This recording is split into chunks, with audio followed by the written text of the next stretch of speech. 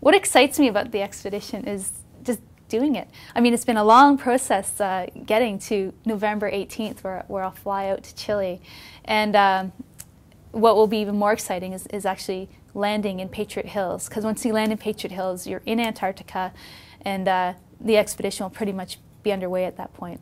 And it's taken so much effort to get there that I'm just excited to make it happen finally, to start skiing and to start going with that routine. I can't wait to be bored by my routine. That's going to be pretty exciting, because I'll know I'll be well underway at that point. Well, I don't have any doubts about my skills, but things that do concern me, that I'm trying to be extra vigilant about, include navigation. In fact, that's probably the biggest thing I'm worried about.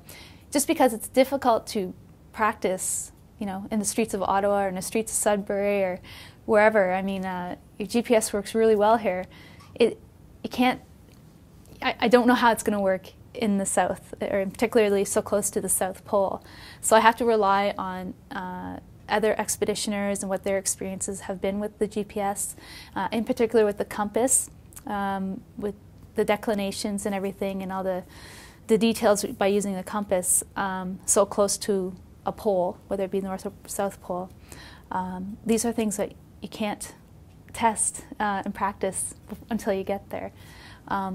But as I say, I have spoken with some of the experts, and I have a good idea of what to expect and how to use the devices. So it's a concern. I've taken steps to remedy the concerns, and I'm positive, or hopeful rather, that it will work out fine.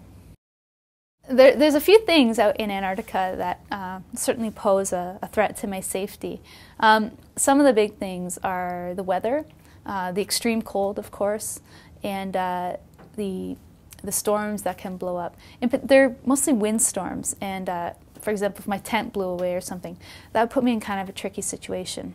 I do have a remedy for that. I would dig a snow cave, but all the same, you know, it's hard to tell how the weather will impact you. You know, you want to be protected from the weather.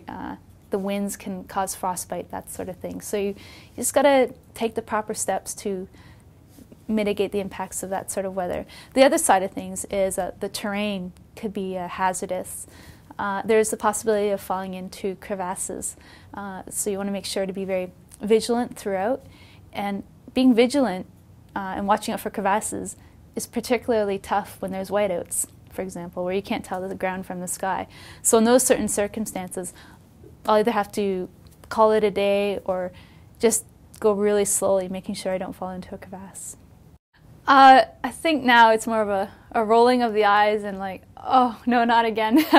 I think they're happy that I'm taking on these sorts of challenges, because I think they see that it brings me a lot of joy and happiness, really. But of course, I think they're concerned as well. And they're always, you know, they worry. I'm either their kid or their brother, or I'm their sister. And there's always that level of concern that I'll come out on the other end okay.